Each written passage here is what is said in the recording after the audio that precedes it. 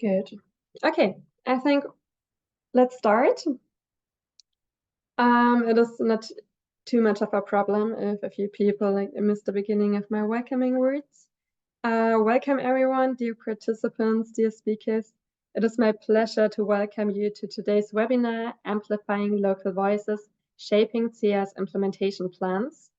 My name is Lea Rau and I work for the Berlin Governance Platform's migration team on advocacy and communication.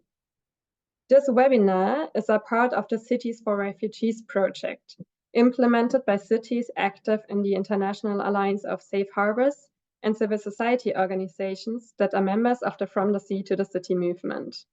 Together, we team up to strengthen the cooperation between local actors for better migration and asylum policies in the EU, as well as for the continuation of lived solidarity on the ground. Our events have brought us and our partners to Zagreb, Villeurbanne, and Brussels, and are accompanying the migration-related developments at the EU level.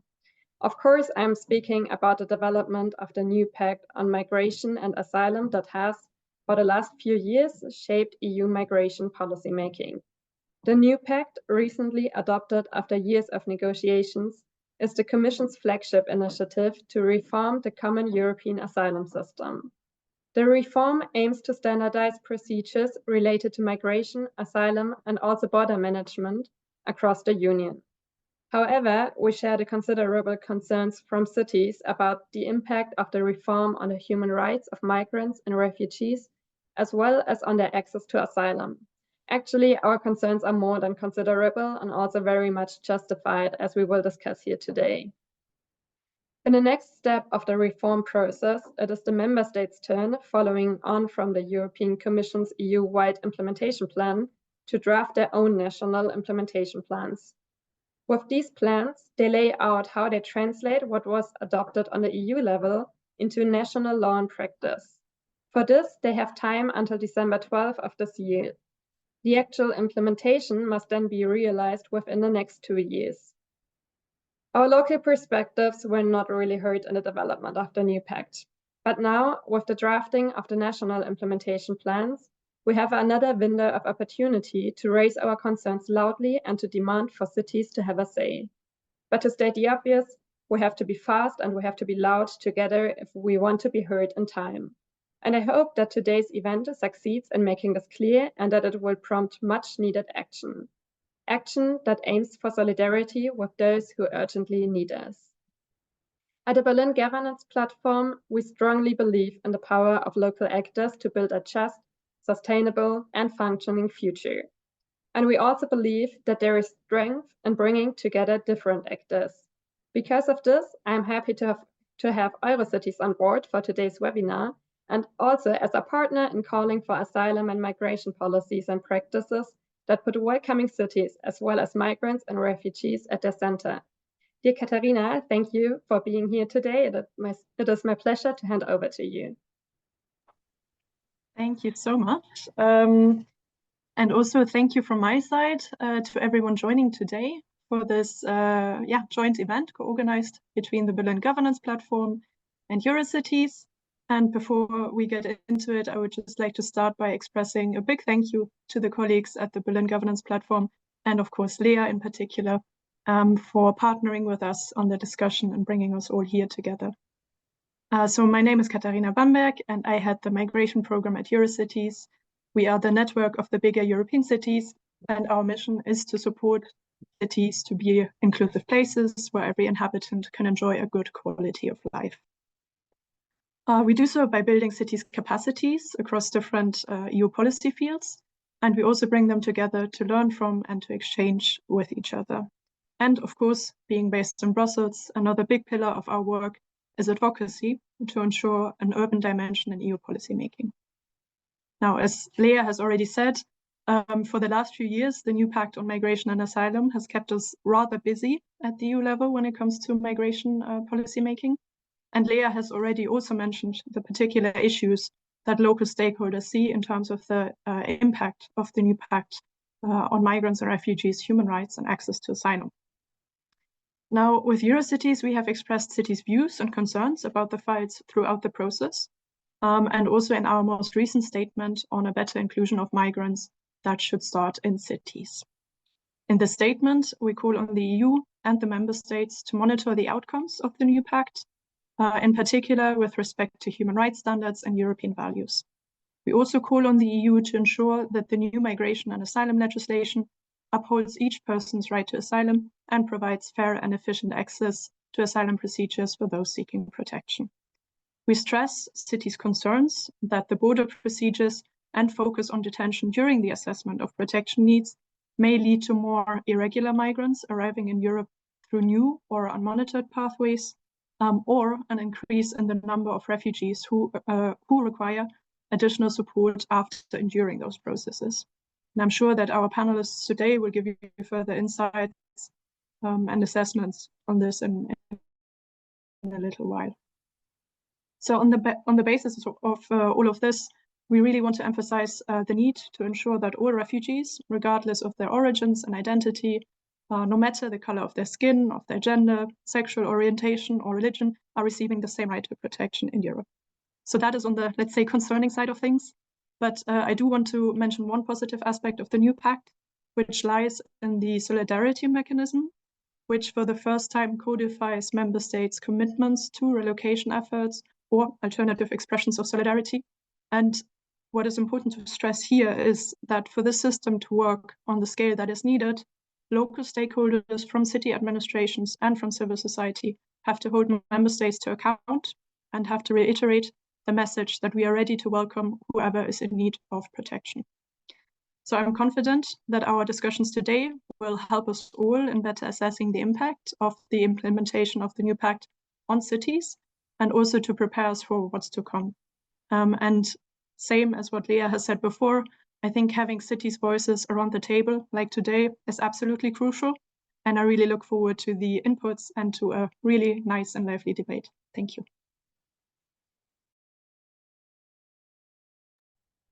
Thank you, Katharina. You have now all waited long enough. I will finally introduce you to today's speakers. With us today is BGP's close partner, Maria Pressa from the city of Munich. Maria is representing today the European municipal network called International Alliance of Safe Harbors, short IASH. IASH was founded based on an initiative of the back then mayor of Palermo, Leo Luca Orlando, and the mayor of Potsdam, Mike Schubert, in 2021. In close partnership with the From the Sea to the City movement, IASH advocates for a more humanitarian approach to European asylum politics, as well as for more safe and legal pathways. Dear Maria, so that everyone has heard you once, how would you end the sentence, I believe in the voices of cities, because? Okay, thank you, Lea. First of all, I would, of course, say good afternoon to everyone. I'm very glad to be here and to be able to represent the Irish position. And now I'm continuing, Lena, your sentence. So again, if you could please repeat the sentence. I believe in the voices of cities because cities are, not only my personal opinion, but also in the opinion of the Irish, very important players in promoting and sustaining democratic, open, and participatory societies. Great. Integration. Oh, sorry, one more sentence. Integration takes place on local level, so cities have first-hand experience and know best what the needs are for the refugees and migrants and what is required to support integration. Thank you, Maria. As I have already mentioned the From the Sea to the City movement twice now, I would like to introduce you next to the movement's coordinator, Tiago da Cruz. The movement brings together CSOs, activists, and researchers from all over the EU and beyond to advocate together and to provide support and knowledge to its partner, IASH. Welcome, Tiago. Same thing for you. Why do you believe in the voices of cities in one sentence? Hello, everyone, and thank you for having me. One sentence and a half. I believe in the voices of cities because it is where people actually live and not an abstract notion like the national state. So for more effective policies for full and social and political participation of all inhabitants of a specific territory. Thank you, Tiago. Also a member of IASH, but even more so, chairing the Eurocities working group on migration and integration, and also working in the EU Urban Partnership on the inclusion of migrants and refugees, is Niels Tübbing, Senior Advisor to the Mayor of Amsterdam. Niels, a warm welcome to you. From all your involvement, it is pretty clear that you do, but you believe in the voices of cities because...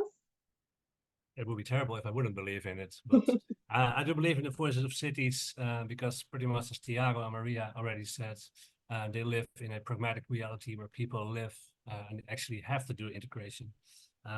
They have ample experience supporting people in need for a long time, and they cannot live in a politicized paper reality, but they have to depoliticize and really come to action.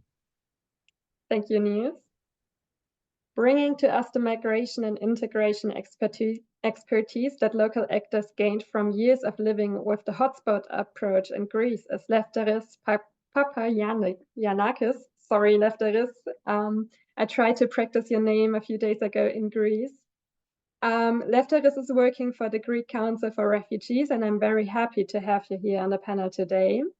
How do you end the sentence, I believe in the voices of cities because?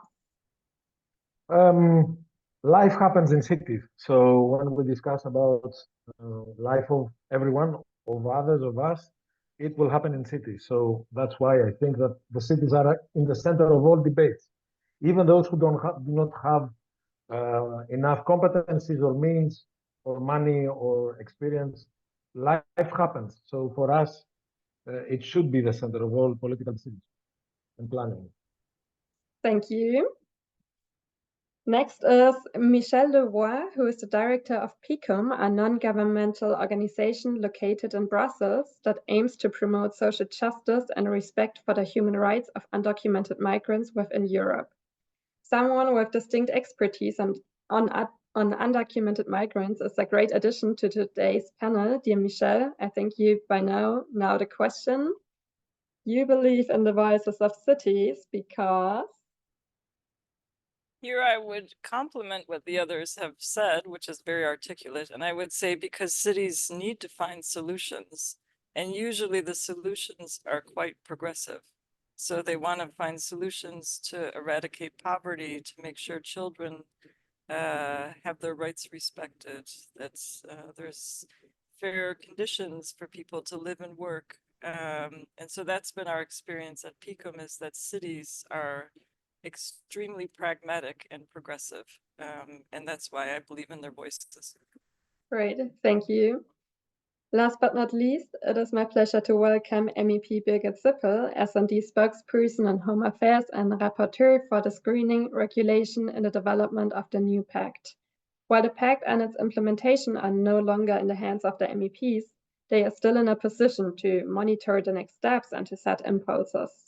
Dear Birgit, thank you for contributing your EU perspective today and for listening to what cities and civil societies will have to say. One last time, why do you believe in the voices of cities?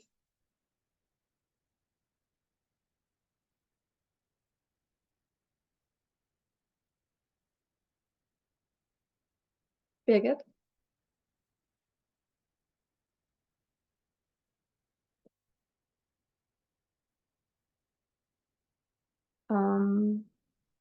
Birgit, can you hear us?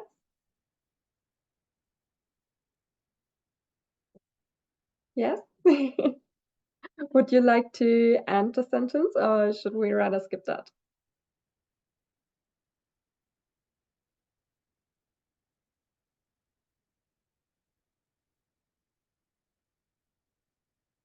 I think she probably cannot hear. And no, we can't hear you.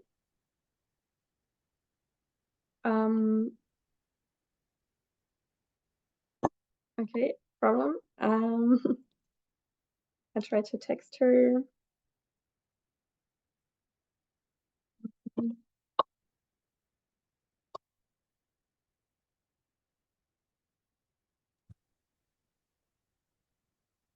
I hear you.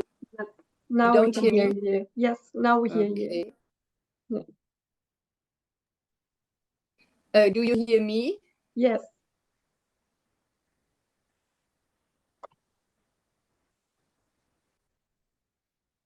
Now we I can hear you, but I'm not sure if you hear me.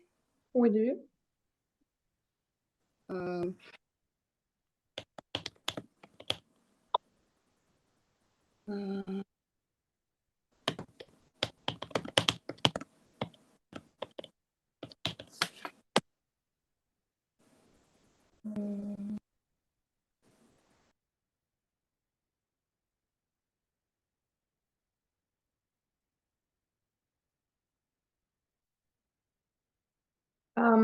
So did you hear what I said before? Or okay, good. I'm sure we will hear more from her later as soon as the technical problems are fixed. And it's not too important to hear the end of that sentence. I'm sure it comes later again. Or maybe now. Let's see. Birgit, can you hear me?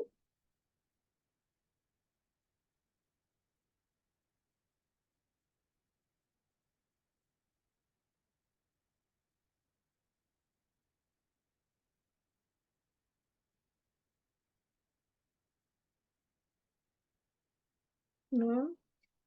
Okay, I think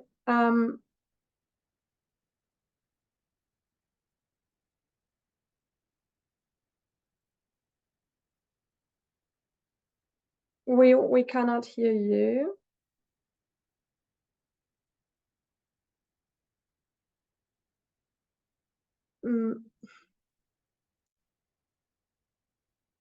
Birgit, I don't know if you hear us, but we cannot hear you. We just see you talking.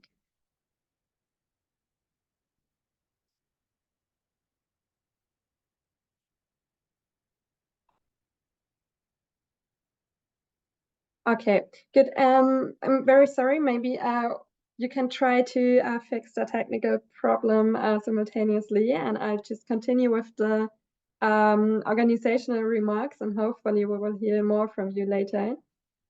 So before starting the panel, just for everyone, quick remark, please feel free to share your thoughts and questions in the chat. As you've read in the invitation to this webinar, we have prepared questions for our speakers. However, we may have a bit of time in the end to answer more. Also, if you have any technical questions, please use the chat and my colleague will do her best to assist you. Her name is Julia Feline. You can text her. Good. Okay, so I hope we will fix all technical problems, and I would start with the first question. The first question is on the impacts on the local level. What impacts do or should cities anticipate from the reformed CEAS? And here I would like to start this round with Lefteris, as he can share with us what we can conclude from the Greek experience of living with the hotspot approach about the impact of the reformed CEAS at the local level. Lefteris, the floor is yours. Thank you. I will be very brief because I think I'm talking to people who at least follow the basic discussion around what we call the hotspot approach or the new pact. As you know, the new pact is a result of the policies implemented in Greece mainly, but in other first reception countries. Greece is considered a lab for migration policy. Unfortunately, of course, I completely disagree with this approach, but it's the one that unfortunately we use. We've seen the consequences of the lack of policy of reception, not only with Moria, which is the black hole, the disgrace of all of the EU, I would say. We've seen it now also with the new centers that the EU is paying for Greece, the 5 centers, 3 operational, etc. We have been calling them prisons for a number of time now. And the ombudsperson of the EU, Ms. O'Reilly, has also concluded that at least Samos is a prison or a prison-like facility, if you want to be more accurate. So this approach with a policy choice to keep people out of the city center or the urban environment, or service points, or mixing people together and living what we call a normal life, whatever that means to different people, is failing, and it's obliging people to leave, for example, Greece and move forward. Most of them end up in Germany.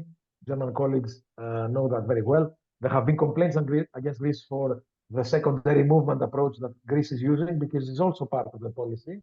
Greece is, if you want, politely pushing people to leave with a number of incentives, faster documentation editing, faster asylum procedures, etc., depending on the period. Especially around elections, things are moving faster. So if there is no concise policy on reception, integration, etc., there are ad hoc choices from every different country. And we say that we have an external border common European policy, which is true, but then we have different national policies about reception, integration, service provision, etc. So this creates a number of issues, especially to the countries that are outside borders, like Greece. I would conclude that this approach is failing, is causing a lot of problems to local society, but also to people who are called to adapt quickly to a new environment, because on top of everything else, Greece is not doing enough for integration, and we do not offer what is at least expected from a European country, pushing people to use extreme measures, either to leave, trafficking, etc., either find themselves in a position of vulnerability, making themselves vulnerable, just to react and adapt to this new reality. Because if you ask for people, and sorry for being a bit cynical or very cynical, if you ask for people to become crazy in order to find support, they will become crazy. And it's very difficult then to reverse that.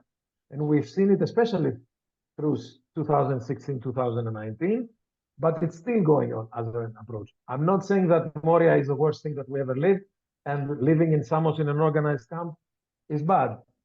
We do not compare two bad situations. This is a really poor choice of policy. And I will leave it at that. Thank you. Thank you, Lefteris.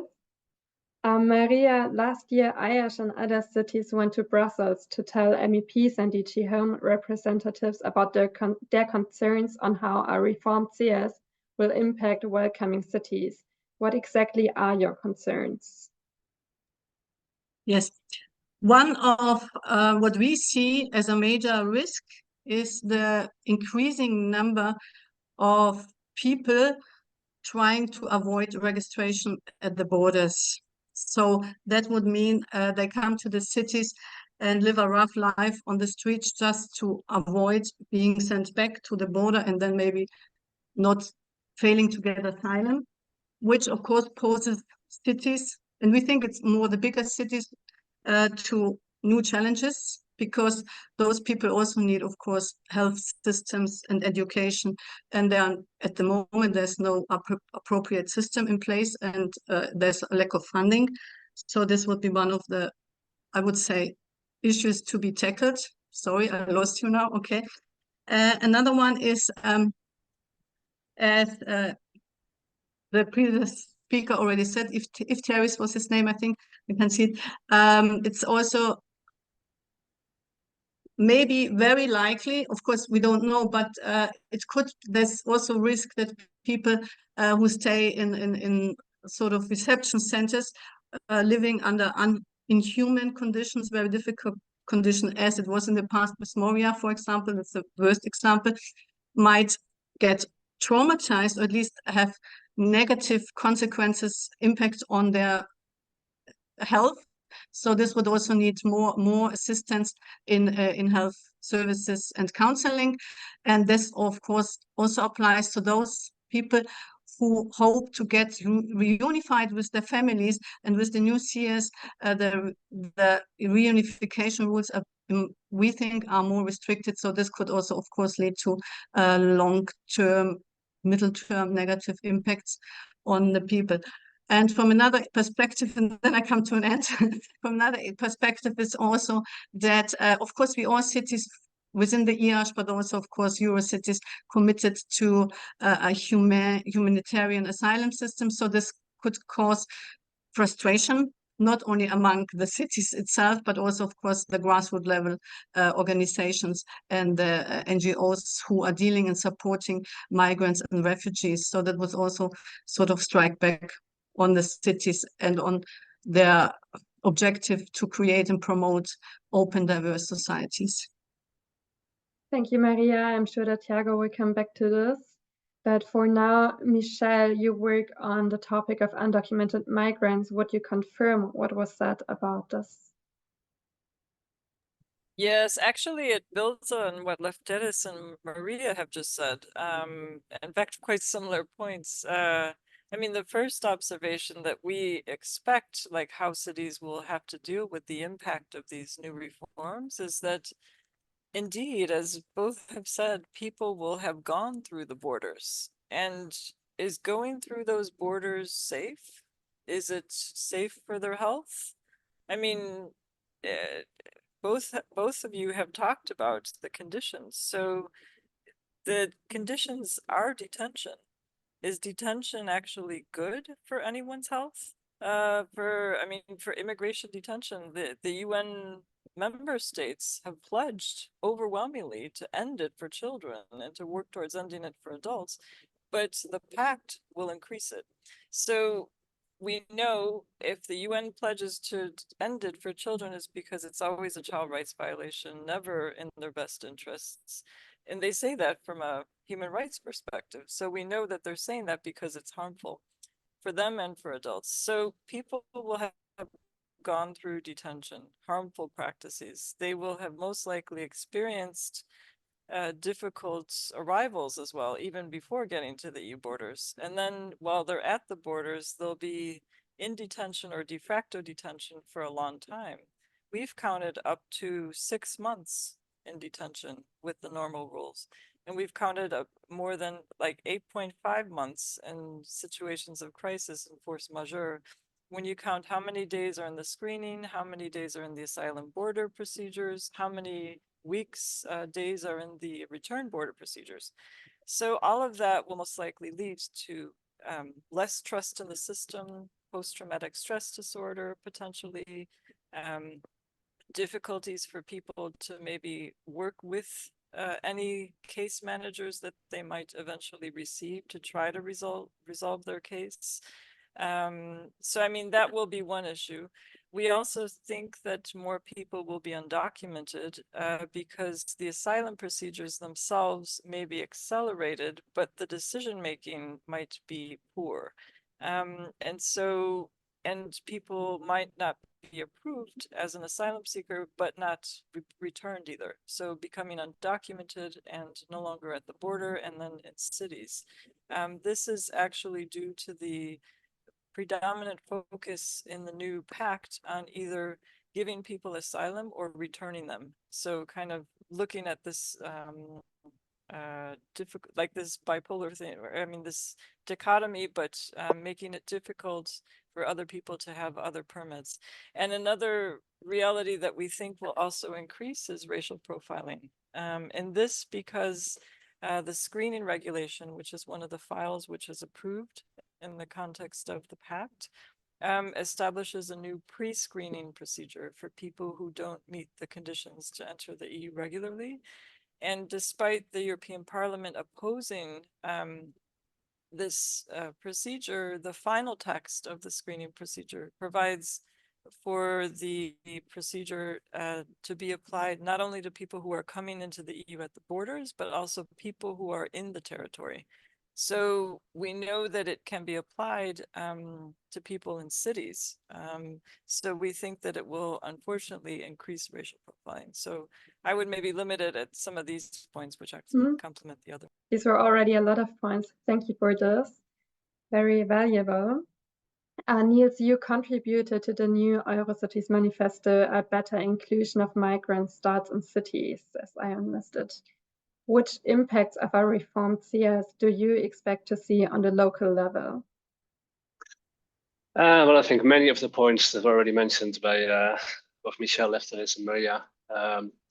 I think it's very concerning that the new pact, in a sense, neglects the fundamental principle that all human beings, regardless of their origin for migrating or where they come from, deserve a dignified and humane treatment. But the new pact's focus on establishing processing centers at the EU borders kind of undermines the right to seek asylum. And despite assurances of independent monitoring, there's no guarantee that people detained in these border centers will receive the legal assistance they're entitled to. Additionally, Michelle mentioned the screening regulation that would govern the intake and processing fails to differentiate between regular migrants and vulnerable groups, like unaccompanied minors, for example, potentially leading to inadequate protection and support for those people, or even detention of minors during the processing. And like was already being said, it could lead to more traumatized migrants and an increase of people taking the chances of following alternate routes into Europe, resulting perhaps in more undocumented migrants in the countries and in the cities. And I think what's been touched upon a couple of times already, but I also like to add, I think that the narrative that it propagates is also, I think, important in a negative way, because it's quite a nefarious one, the prevailing narrative, because it again focuses on migration as a threat to be mitigated, a problem to be contained, as opposed to an opportunity for growth and enrichment of Europe. Especially when you look at demographic changes, we need a lot of labor markets. There are a lot of labor market shortages. We need a lot of people. So as opposed to more streamlining this and making more effort of legal pathways, it's really feeding into I think the member states' narrative of migration as a threat, very electorate kind of narrative, which can also then trickle down to cities as well at the local level. A lot of people are ending up in cities, and we will have to assist them and support them. So I think it's important that cities keep talking about a more positive aspect of migration as well, and keep highlighting the points that are already made by the other speakers. We have probably more undocumented migrants, maybe more traumatized migrants, and we already are being cut down on funding for this, and there's not a lot of talk about funding directly for cities in the Migration Pact. Not a lot of focus on cities in general, including cities for their experience. So I think that sense, the Pact solves something, but not the issue that's of cities. Yeah. Thank you, Niels. Thiago Maria already mentioned civil society, and of course, on the local level, there are not only cities, but also there is civil society living in those cities and getting engaged. What would you say? What are the impacts that you expect to see from a reformed CEAS? Is there anything you would like to compliment on what the cities already said? And also, of course, with a focus on civil society, if you want. Yes, I think actually I would like to highlight and build up on what Michelle and Neil said, but from the perspective of social cohesion. Because, as Neil said, the general criminalization of migration with detention, normalized detention and swift expulsion without guarantees, along with other policies like the Schengen Borders Code reform, arguably lead to the normalization of racial profiling in local realities, which is already a reality. It's not that it will start with this pact. It's like I can observe this in Barcelona every day in my neighborhood, and this reality will increase. So, of course, this affects social cohesion in cities. This affects also electoral outcomes for those interested in changing the electoral outcomes that we see nowadays.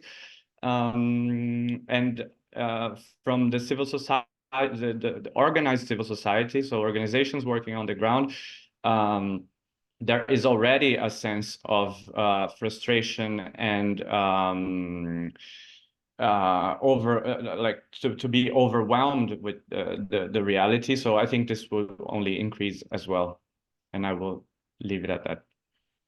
Thank you, Thiago. Now, Birgit, I hope that we will be able to hear you now. If you hear me, yes.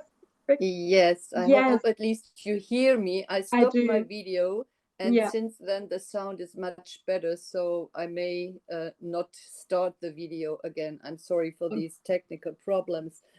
Regarding the impact on the local level, there will be, of course, many impacts, but they may be different. Regarding the asylum border procedures, you have to deal with situation where people are not in the city, the arriving migrants, asylum seekers, but they are in the city, in this camp or near the city. But nevertheless, you have to organize that NGOs, legal advisors, health professionals, and others do have access to those areas to give advice to the people, to help them. You need to organize the catering. So there will be many links even to the asylum border procedures, even though the people are not within the city. And the question is it that all this needs to be organized and financed only by cities? Of course, that's not possible. So we have to organize very clearly with the other political levels how this can be done. We also know that when it comes to the cities themselves, if people are living in the city in the so-called normal asylum procedure, then of course you also need to find ways to ensure the housing of the people, and all the services I already mentioned also need to be there. And we already heard about the screening, that this is not only taken place close to the borders on European level, but, and we really tried hard to avoid this situation because we also saw the problem of a racial profiling within the cities. But in the end, a broad majority decided, no, we need it to also screen people who are found in the cities. This will also have an impact depending on the question. Is it that some member states and cities decide to actively look for people who could have entered without ever being screened? Or is it that we focus on random checks or just bring people to the screening once they pop up just by chance? So that's an issue. Nevertheless, I think the impact on the cities is really linked to all the organizations that need to be there.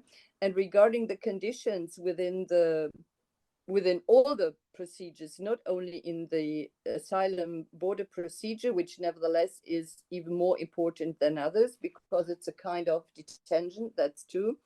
So one of the main things we have to focus on is to monitor the situation and make sure that member states do everything to make sure that the reception conditions that we included in all the different files are followed, so that even in this detention situation that we as socialists were trying to avoid, the living conditions are acceptable and don't look really like in a prison.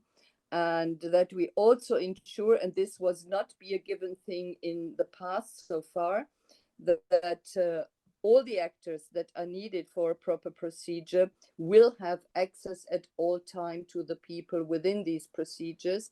And I think that's something that we have to ensure, and that's why the cooperation between cities, local level, and other political levels is so important, especially now while preparing the effective use of the new rules. Thank you, Birgit. Actually, this was already the perfect lead over to the next questions. And also I plan to ask you first, so you already answered that question. Because as I mentioned before, now it is the turn of the member states to write the national implementation plans. And for this, we discussed the question, what should national governments keep in mind about local implications when crafting these CEAS implementation plans? Birgit, is there anything that you would like to add to this? Because you already said a few points. I think when it comes to implementation, it might be that the question of ensuring the infrastructure for example, for the border procedures, some may think this is, first of all, a task for member states with an external border. But I think some of the problems that popped up in the last years was also linked to the fact that member states were not ready to ensure that there is enough space for accommodation and all the other things that we need to deal correctly with migrants and asylum seekers. So to have enough places, accommodation for migrants that are come, and to have enough resources, that's important. And we also have to make sure that regarding, for example, the health system, of course, we cannot build areas for migrants and asylum seekers in an area like, for example, I saw it in Kos, where even for their own citizens, health systems are quite poor. Let's frame it like that. And then in addition, you put some hundreds, thousands migrants in that area that will not work. So the decision where to put people is one important thing, to ensure that in the local level, we have all the resources that are needed to ensure a quiet funding, and also to think about what can we do and how can we ensure that an acceptable accommodation is always prepared and there, even if the numbers of migrants are going a little bit down, not to close all the accommodation places, which sometimes happens within member states. And then if new people are coming, we try to find other places. So accommodation is a very important thing. But then also when it comes to the normal asylum procedure and to integration, the question of housing, schooling, education, and this, yes, needs to be organized in the cities, but they need the funding from all the other political levels, not only from the European level, but of course also from the national levels. And this needs to be prepared also in the budgets of all the member states. It does, you're completely right. And if there's anything that we as civil society or our city partners can support you as MEPs with to actually also demand this funding and these resources from, for example, the Commission, then we are always happy to hear from you. But now I would like to continue with you, Thiago, with the From the Sea to the City movement. You urge and assist cities, together also with me, to raise their voices and demand to be involved in the drafting of the national implementation plans.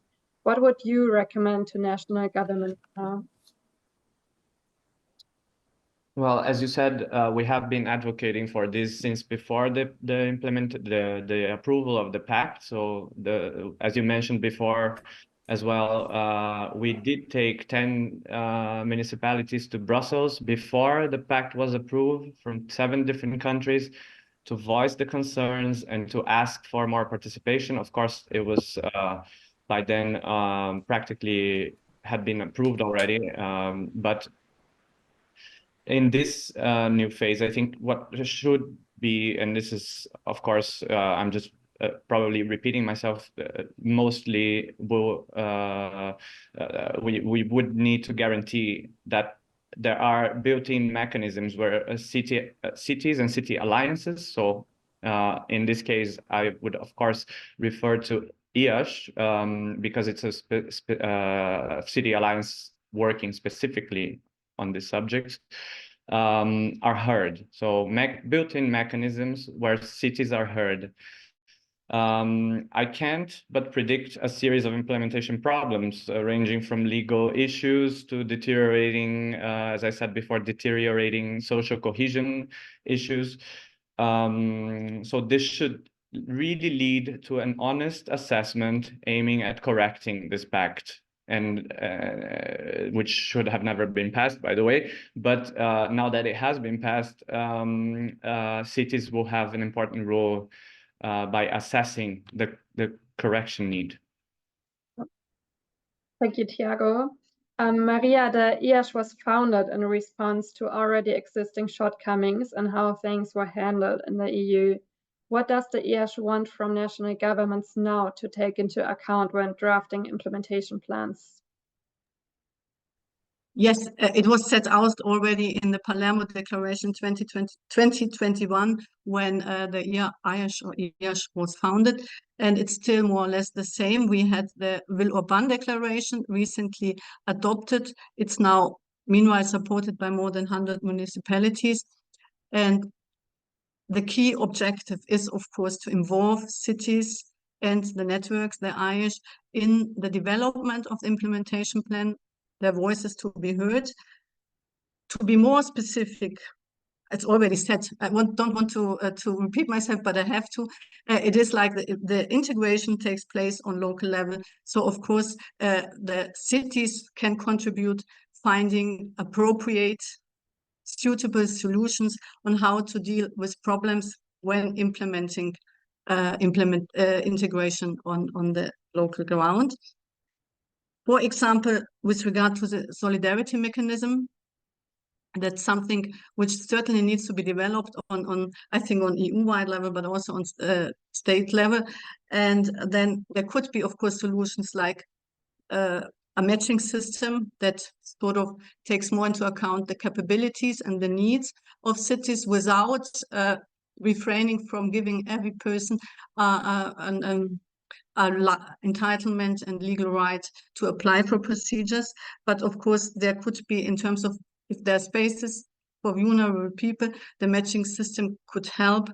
For example, then of course, which was requested already 2021 in Palermo, facilitate direct admission to municipalities if they want to. Of course, nowadays there are many, many challenges, as Birgit set out, in terms of housing, education. But still, if there are municipalities who see an opportunity, and if it's only 5, let's say 5 persons, to accept and receive and include into their societies, it's a huge opportunity, in particular if we speak about more than 100 municipalities. So it would maybe help. And then, of course, maybe setting up specific resettlement programs again. When coming to this specific mechanism, it would be very valuable and helpful then to also hear the experience of municipalities and to get their voices heard. We also requested, or just one second, please, yeah. We also requested in, again, 2021, and nothing has changed so far, legal migration paths to be set up and to be developed. That's something we think is also very important. And last but not least, Birgit mentioned it, it was mentioned several times already, direct funding, EU funding to the cities.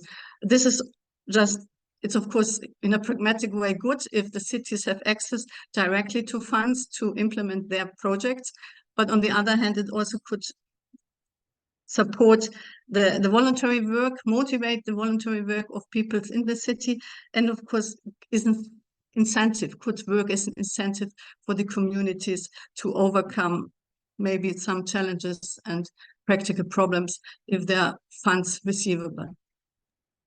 And That's also, it. I think this funding aspect is quite important in case national governments do not provide the needed funding for the local level. So Both. I think both the national governments have to provide, of course, and also the regional in the case of Germany. But additional EU funds would be certainly helpful, because that would also give a sign to the EU values, and that we all are living in one European Union. Yes, and it may be necessary if funds are not provided by national or regional governments, unless they should be, although they should be. Good. Niels, continuing with you, while Eurocities is an EU-wide network, many aspects are now important to be taken into account across member states. What do you want national governments to keep in mind now about local implications when drafting implementation plans? Thank you, Leah. But again, many of the points that were already mentioned by the previous speakers. I think in cities need to be better supported to provide services for migrants, and especially for particularly vulnerable migrants. Maybe with regards to the Pact, I think it's important to look, maybe coming back to the previous question, where does the Pact neglect possible local consequences, to really bring that to the table at the national government. Because whether they choose to ignore it or might not be aware of it, I think it's important to bring that back on the table. And more generally, I think that migration integration needs to be more mainstreamed across different policy fields. We're talking about human beings here, about people. So support for them should be related to both employment, healthcare, education, housing, or homelessness. They deal with all those different fields or issues, and very often they're not funded or taken into account in one more cohesive integration policy. So I think that's very important to look at when talking to the national level as well.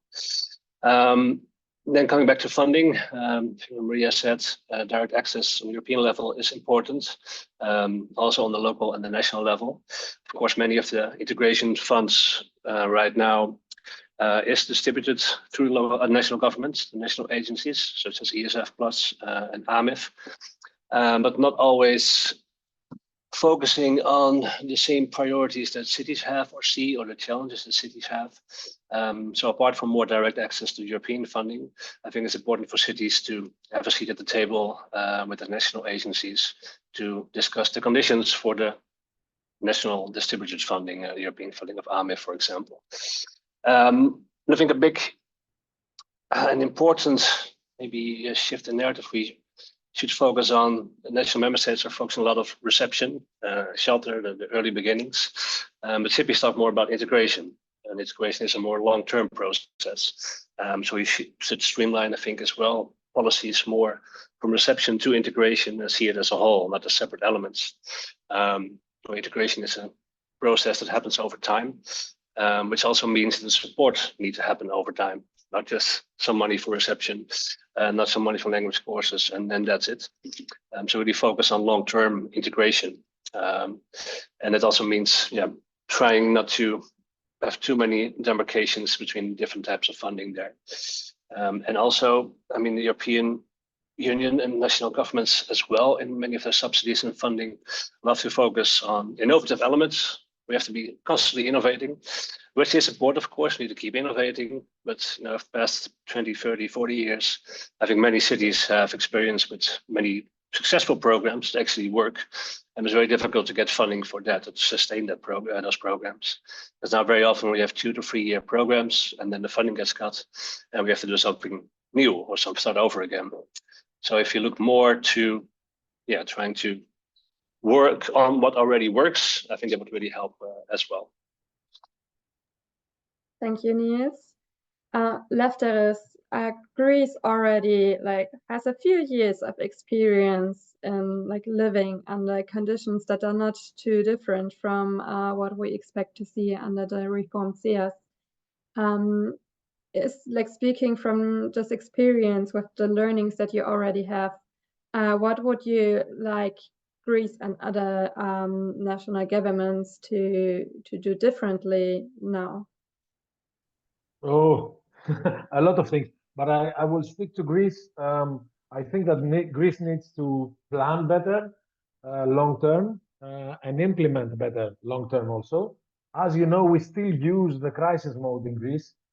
We still claim that we are in a crisis situation. Whenever the flows go a bit up, suddenly there is a crisis similar to 2015. Numbers are thrown around to create a specific sense, leading society to a reaction, and this allows the government to the crisis argument, to request money without accountability, without planning, without explaining why we need them. We just claim crisis, and that's it.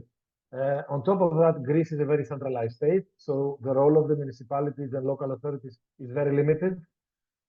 We are called to manage a number of things, but it's based on the political will, if it exists, of the mayor or the general secretary of the region, because this is the regional level. So I would expect from Greece to have a better plan, a long-term plan that is not affected by political considerations. You know that for the moment we have a reception system that is based on the limited flows approach. So we have a specific number of places, and we are going to manage that. Whatever goes above it dismantles the system. So last summer, when this happened, suddenly the whole system collapsed.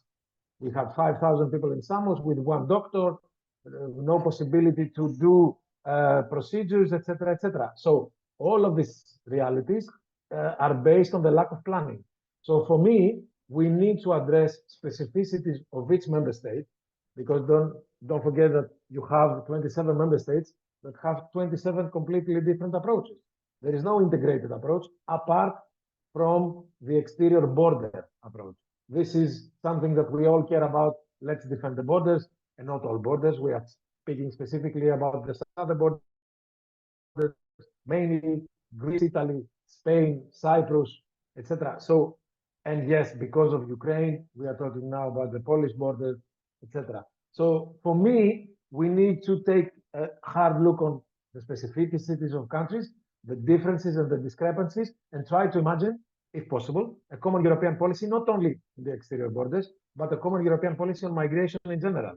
Are we going to talk about legal pathways for all the EU? Is it going to be a unified system? It's difficult, I know, because you have different national laws managing migration. So there are a number of things that we need to discuss, especially for Greece, since I'm representing, in a way, the country. I would say that we need a long-term plan that is concise, that is viable and sustainable, because for the moment, we only do crisis. And the crisis, as you know, also affects our fellow member state friends, because what is happening in Greece affects directly, for example, Germany or Italy. And the solution to externalize the procedures and keep people out, first of all, it is illegal completely. And second, it's not going to be effective. The UK, because of this lack of policy, chose to leave the EU. I don't think that this is a viable choice for all of us. But if we don't manage to collaborate and to find a common pathway, I'm afraid that in the end question, the last question will be this. Thank you, Lefteris. Speaking of collaboration, this also leads to our next question. But before that, one of our speakers, Michelle, you have to leave us in 2 minutes. So I would like to give you the opportunity for speaking a few last words before you unfortunately have to leave us. Thanks, Leah, and apologies for that. I think in terms of your question about what can the local level do now on this implementation, here I wanted to say 2 things. And I think the second point maybe leads into your next question, which sorry, won't be able to contribute to, but look forward to hearing afterwards. So the first thing is ensuring access to permits. So this is something that we think the local level might have a role in. So there's many different reasons in the human rights framework why people who don't qualify for asylum can't be deported. So for example, there's non-refoulement, there's protection of family, private life, best interests of the child, prohibition of arbitrary detention.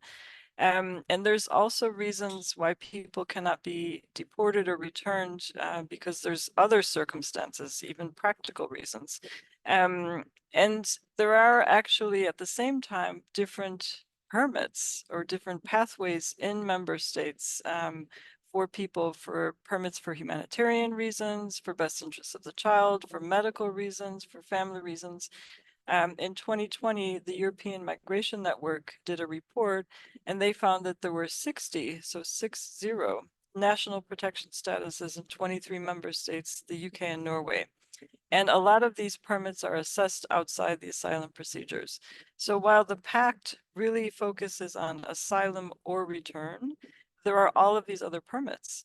So what we would recommend is that local authorities put pressure in the implementation plans to have clearer safeguards on how the existing permits could be accessible in practice, so that we prevent people who are going through these border procedures from falling into irregularity. And the second point is especially in reflecting what's been said on the panel so far about how to ensure, for example, that people are properly housed. How do they have health care? How to make sure that the conditions are correct in the implementation of the current pact. But it's also building on what we talked about previously about the fact that cities in the end will most likely see a lot more undocumented. So how to join those two? How to make sure that cities can ensure access to services, access to safe reporting. I was thinking of it especially when we had so much reference to healthcare in the discussion so far. And cities are crucial actors also towards their own national governments when it concerns policies that try to restrict healthcare for undocumented. We unfortunately have this situation now in Sweden and Finland. They're both looking at legislation that would require, in a sense, it's not racial profiling, but it's reporting. It would require healthcare authorities, local officials, education officials, housing officials, social services to report undocumented if they come into contact with them in the course of their duty. This is a legislative proposal that's now being investigated by a special rapporteur in the Swedish parliament.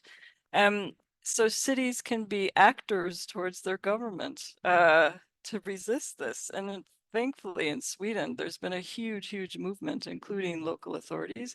But in other countries, this can also be the case. And there's two, there's a project and a network that I just wanted to mention. One in a number, Eurocities, PICUM, some of the cities on the call as well are part of the city network on irregular migrants, the CEAS network, which has some guidance for municipalities on how to provide assistance to undocumented migrants, how to make the case within their cities for how to have support for undocumented, etc. There's some guidance that has just been updated as well. I can put that in the chat. And the other thing is there's a project now of 4 cities, Barcelona, Utrecht, Ghent, and Milan, on safe reporting. So finding practices in these cities on how cities can help people who are victims of crime from going safely to the police, from getting access to healthcare or other services if they're victims of crime. So I give these 2 examples for further reflection because they're existing initiatives of cities trying to find solutions and exchange among cities on how to find practical solutions for undocumented migrants. Thank you. Apologies once again. Thank you, Michelle. And thank you for being here in general. So Michelle already started to speak about the topic of strategic cooperation, because now I have mentioned it before, I do see like a window of opportunity again now for cities to raise their voices, but also for civil society, maybe together with cities to raise their voices and demand that they are heard in the drafting of the implementation plans on a national level. Because still there is like there's some room for us to influence, but of course we cannot do this like if each of us does that on their own. Like if EASH is only advocating alone, if Eurocities is advocating alone, we are not as loud as if we do it together. So now with the next question, I would like to take a look to forward to the next weeks and months in which the implementation plans will be drafted, and ask you, how can city networks collaborate strategically in light of the CEAS-reform, and who stands to benefit from such a cooperation? Of course, I do invite you to get as concrete as possible here, but also I welcome general remarks on why this collaboration now would be beneficial to our cause. And Niels, we already spoke a lot about it, so I would like to give the floor first to you on this. Yes, thank you, Leah. Yeah, I think that what you mentioned, I think is very important. Even though it's such a generic term, network, really bring these voices together of cities, gather their voices, gather their insights, most essentially, I think even though, that was already discussed, we have different realities in different countries. I mean, the Greek priorities are different and the Dutch priorities, and even on the local level, different priorities. But I think, more than half or 70% of challengers are same or have similarities. So I think a lot of the needs that cities have, and the empty spaces in the Pact that are not addressed, I think do align and we can bring them together, I think that we are a lot stronger when we talk to our own national governments, but also the bigger European picture. What Matthias talked about, you know, we much more, how you had more, you looked at what's it, the specificity of all the different countries. So let us try to quote you correctly. But I think it's important to bring those together because even though there are different specific needs, I think we can identify a lot of issues and also strategies that we need and that we use. Of course, every communication with national government is also different per country, depending on the political system, maybe depending on the connections that are already there and the relationships. But I think we can definitely learn from each other, like how to approach this, how to, you know, maybe from a negative stance or more from a positive stance, a focus more on you know, demographic changes, for example, are related to that. Like if you want to have sustainable cities, sustainable regions that are thriving and that you know, do have a, even if you enter the economic element of it, even though of course human rights should be the number one thing you look at when looking at integration and migration, but even the economic goals are important in that sense. So if we have some moments maybe in the coming year, 2 years that we can come together, whether it's the Eurocities or IAS or the Urban Agenda Partnership, where we talk with both member states, the Commission, and cities, and NGOs, and European networks. I think we can definitely help each other and strengthen our messages. And then as we try to do that, for example, as well with the bigger cities already, we combine our voices as well to talk to our national governments. And I think other cities in different member states can do the same as well. Not do it all separately, but at least join forces with other cities within your country and try to mainstream the message that you have. Thank you, Niels. Maria, how could the EAS collaborate now with a bit of a strategy in light of the CEAS-reform, and how would the EAS stand to benefit from such cooperation? Okay. Let me first just point out another point, and that's that the individual members of the EAS or IAS would also benefit from each other in terms of best practices and learn from each other, which of course is very important then when it comes to formulating a joint strategy. If the members learn from each other, it's easier then to find solutions to be then channeled into the discussions about the implementation of the CEAS reform. So I think it's very important to start with the exchange, but then of course to get more political weight, it's important not only to cooperate within the IAS, but also to cooperate with other cities, unions, or networks like the Eurocities and the civil society. So that helps, of course, to look at the different issues from different perspectives and trying to find the best solutions to be then also, of course, requested and demanded to be included in an implementation plan and to be taken then into account. Michelle put a lot of questions, put also a lot of examples on, in particular, on how to deal with undocumented migrants, which we think will maybe become a major issue. So I think it's then also important to work together with those initiatives to learn from each other. And then, of course, like there are other good practices already around, like the city ID. So that's something within the network to be tested, to be seen what works well, and then also to be formulated and strategic request and then demand. And the more the better, of course. the more cities involved, be it within one network or many, it helps to get a better political standing. And if you look now at EAS, Anvita joined us. It's the French network. Joined us with 80 cities. So it helps, of course, promoting the objectives and the ideas and the discussion, which also is needed to find practical solutions on the local ground in a wide context and to find the best practical solutions. Yeah, and then the question, of course, who benefits? actually, I think it's needless to say, but everyone would benefit from the refugee, from the undocumented migrants, from of course the citizens at local level, the NGOs, the grassroots organizations, and of course the local authorities and the authorities at state and European Union level. Thank you, Maria. Tiago, at From the Sea to the City, we do not only like cooperate and support with cities, but also we kind of push them to take on concrete steps. So you are also maybe a bit more free to talk as a civil society representative here. How do you want to see city networks cooperate now in light of what is yet to come?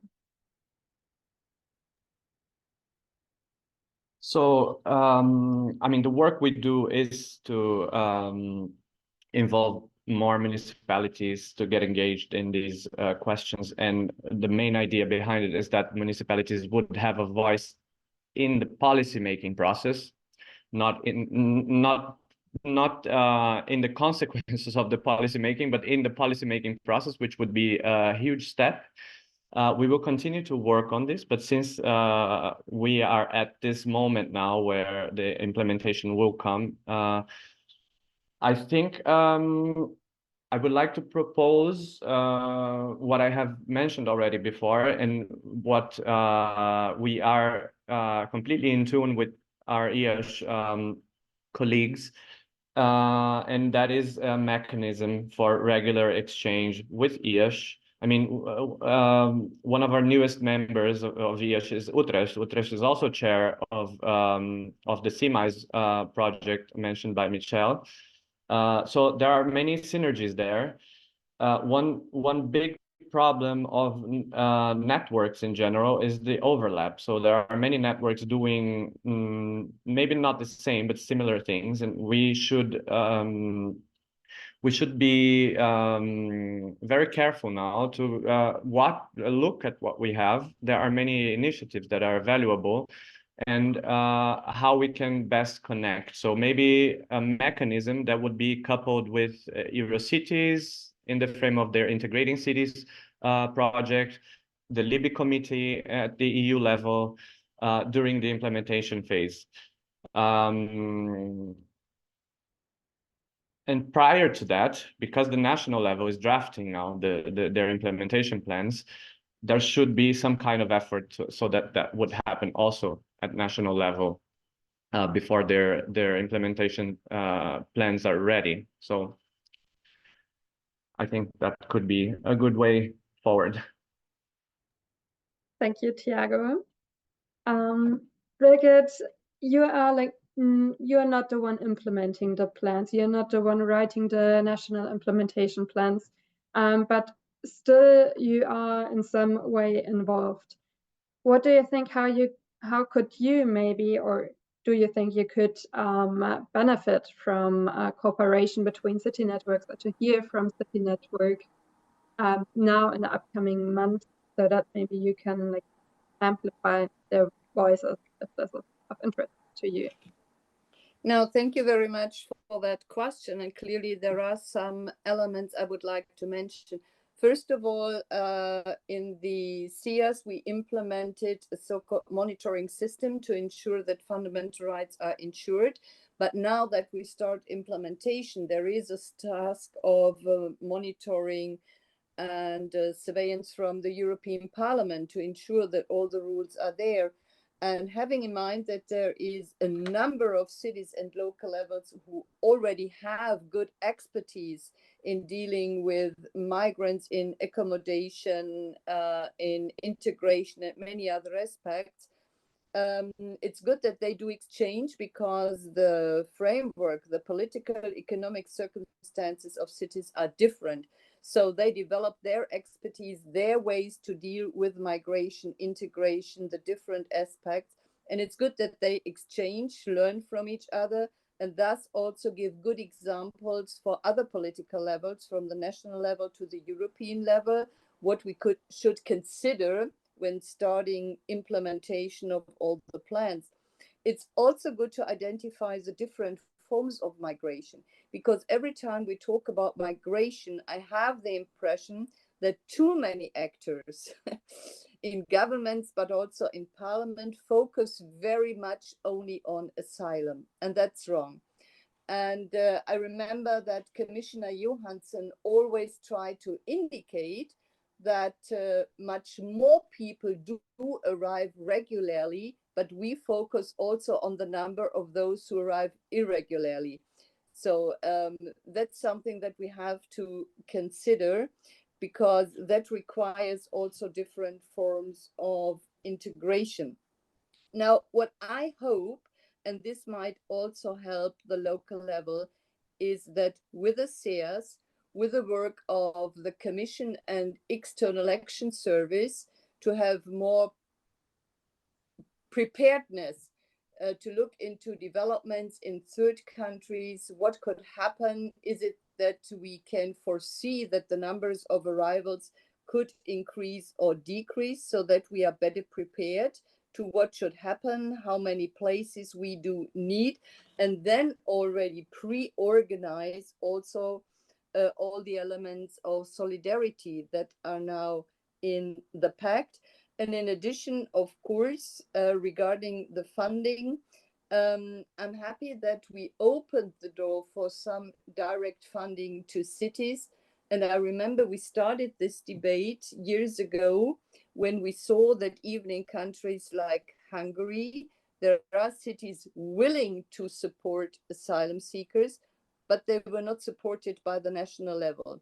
On the other hand, I also agree we have to be careful, because this direct funding from the European level can never substitute financial efforts from the national level.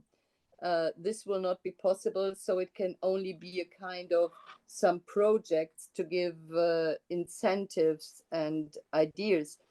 I also would like to say that in addition to the CEAS that we have already in last mandate, the Commission made proposals to facilitate and harmonize legal ways for migration, for example, legal ways for migration into employment, and to make it easier for third country nationals to enter for those who want to do a qualification or work in Europe, because so far we have in each and any member state a number of different rules which nobody knows. Not even we know all the details, so how can a third country national know?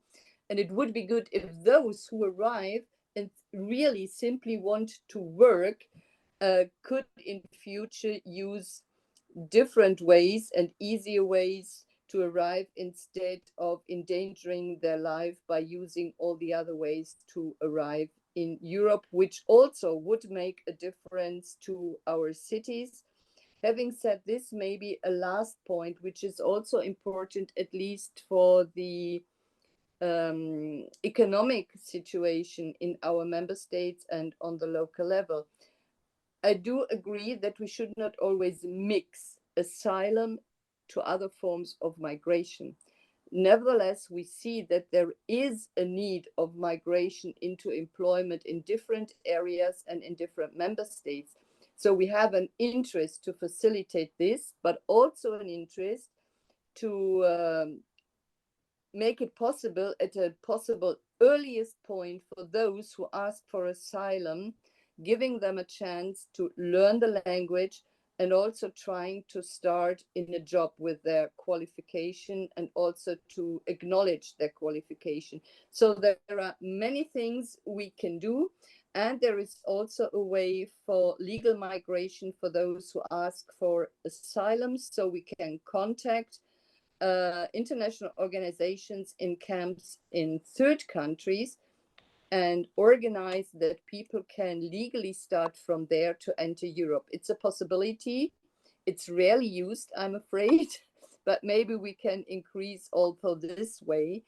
And so there are many things we can do that can facilitate the life of cities, and the knowledge of cities nevertheless is important. And I only can hope that on the national level, the actors who now decide on their implementing plans listen to those cities who already work in the area, both of asylum and other forms of migration, and that these expertises are not only exchanged between cities and between member states, but also find their way to the European level so that we can make use of it and a little bit fine-tune our efforts to make migration and asylum something that we can organize in the best way.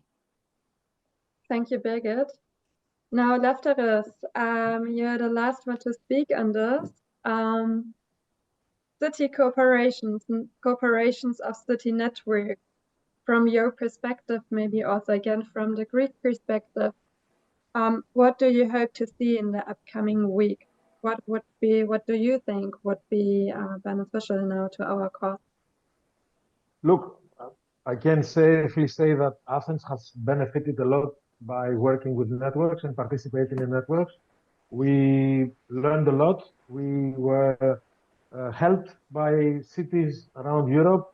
We participated in educational activities between cities, and things that we copied, if you want, from partners are still in use in Athens. So we benefited a lot from this approach, from the networking approach. Now I think it's time for cities to come together and to really demonstrate their strength.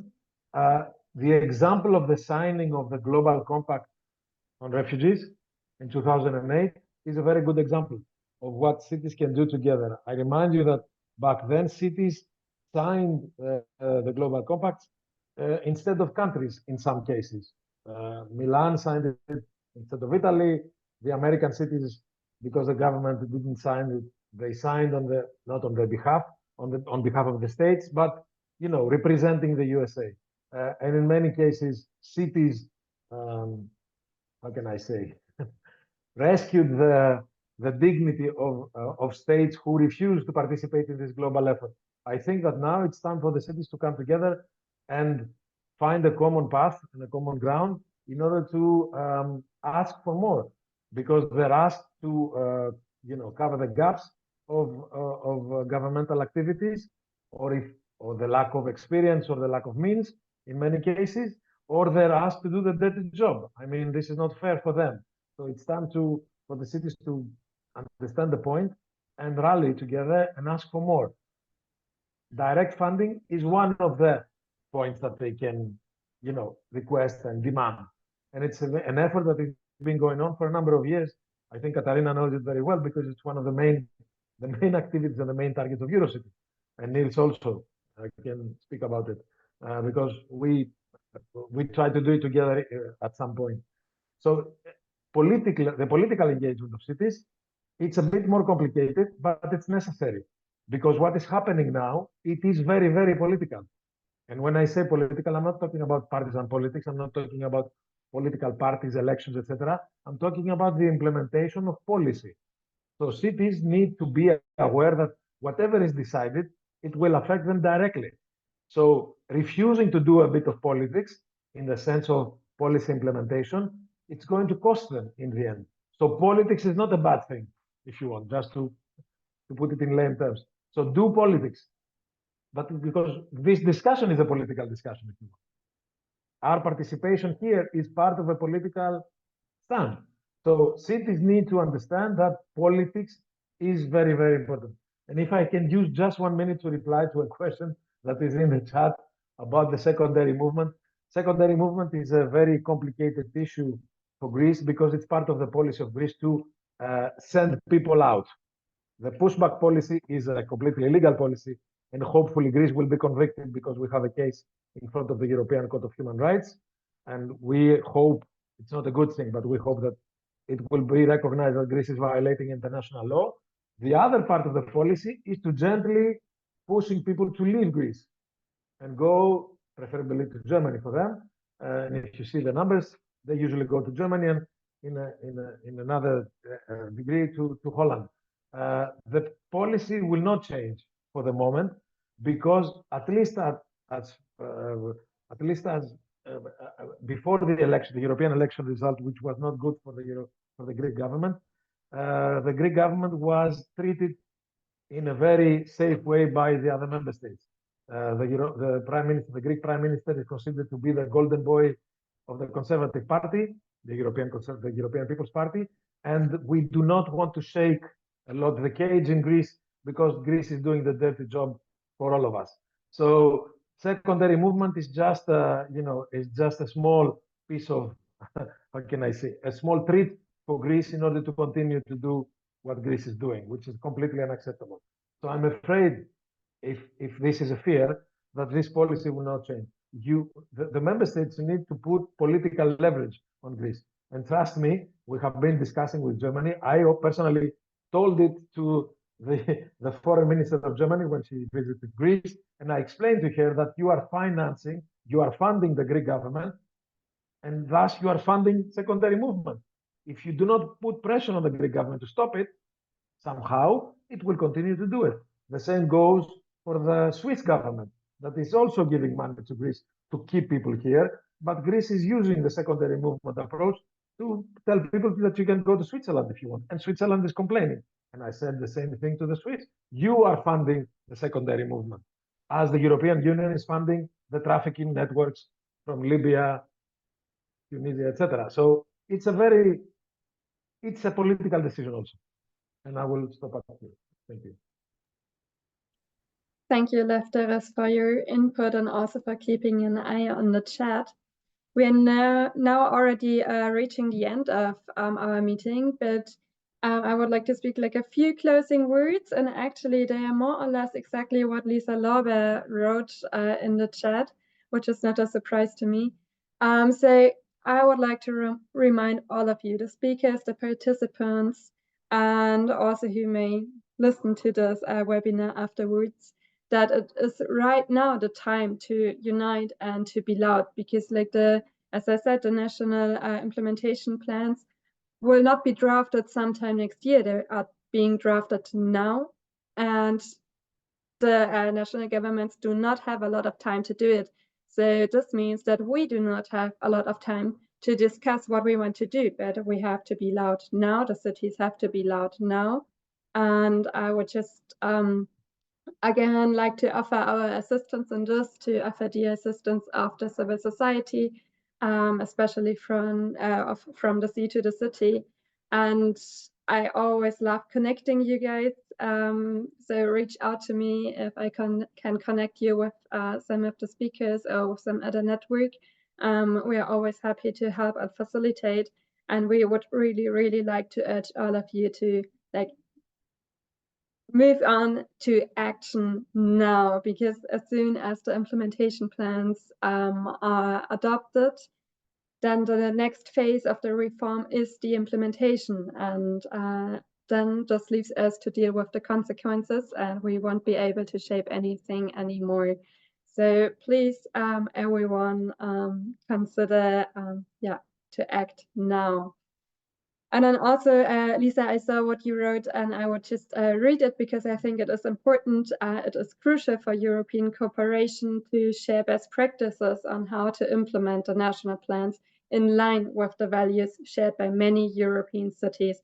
Do not get caught up on the narrative. Do not let national governments say publicly that European cities do want externalization, but speak your own truth and speak about what the cities actually want and what values they follow.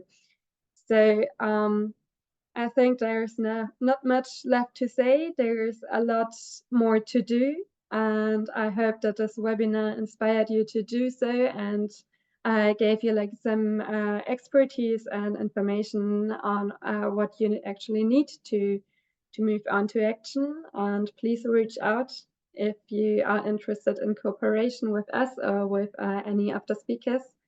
I'm very happy that so many people joined today. Thank you very much, dear speakers, for being here today. And I hope to be in contact and see you soon again. Thank you and goodbye.